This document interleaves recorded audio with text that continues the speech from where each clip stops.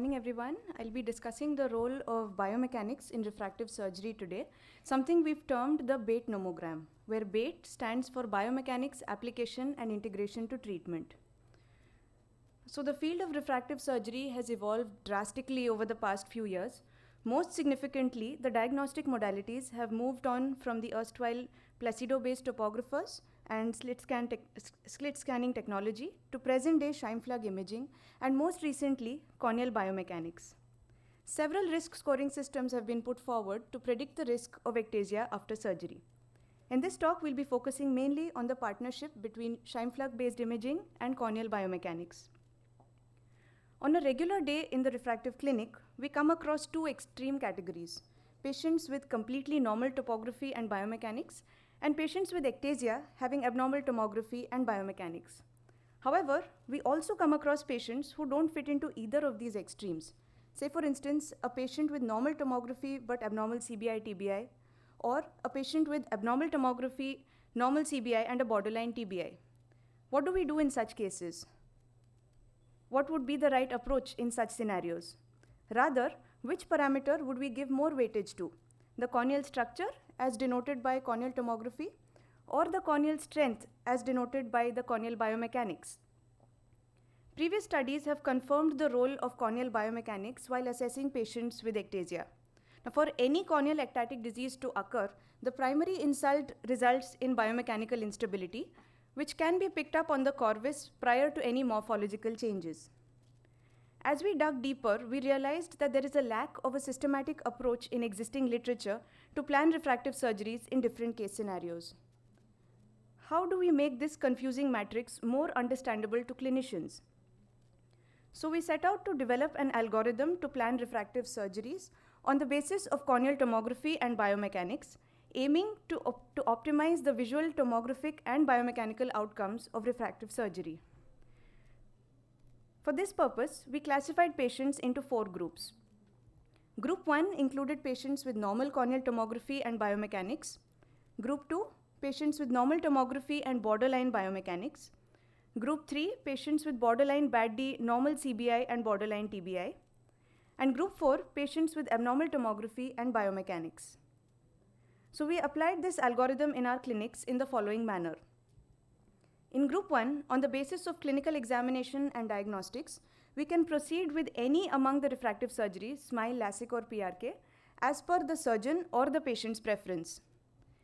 In Group 2, we take into account 3 factors: the stiffness parameter, the biomechanically corrected IOP, and the quality of the scan.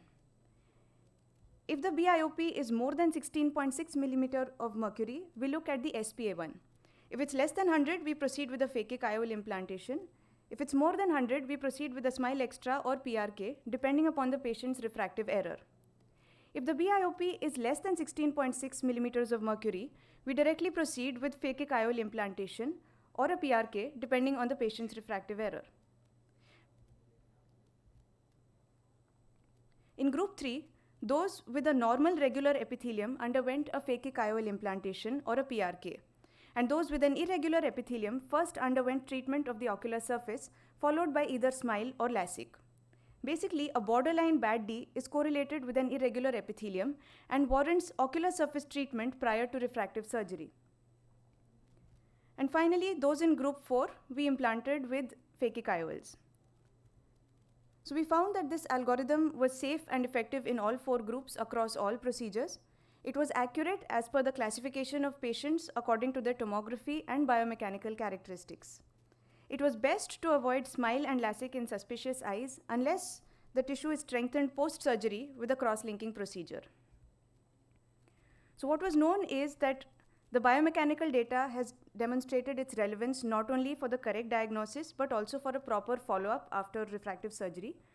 What we have added to the existing data is that our algorithm has a proven safety and efficacy. It integrates biomechanics with tomography and augments accuracy for detecting ectatic disease and also identifying the susceptibility to ectasia. Taking it a step further, combining Scheimpflug technology and corneal biomechanics with artificial intelligence, we created a novel diagnostic refractive tool, the AIOC2022, that predicts corneal stiffness post-refractive surgery.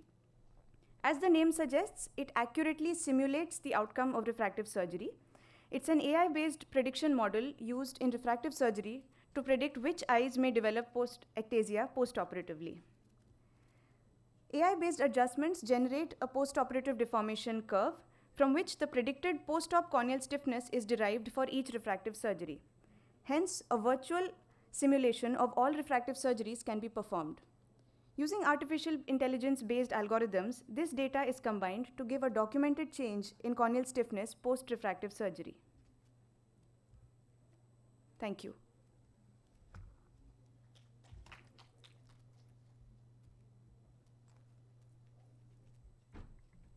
Thanks a lot, Divya. So we spoke about topography.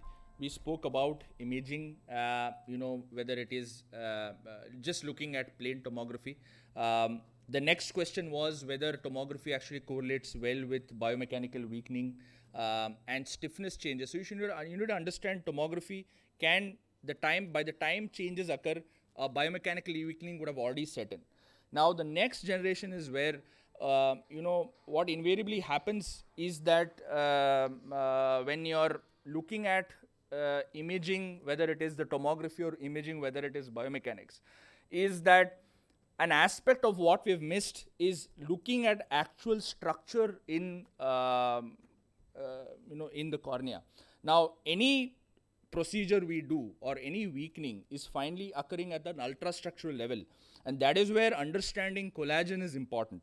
Now, you can say that we are complicating things, but not really. I mean, this is something which is the future, and this is already here, where we have again looked specifically at imaging the collagen and looking at collagen and the orientation of collagen, and the ultrastructure is finally the the final bit. And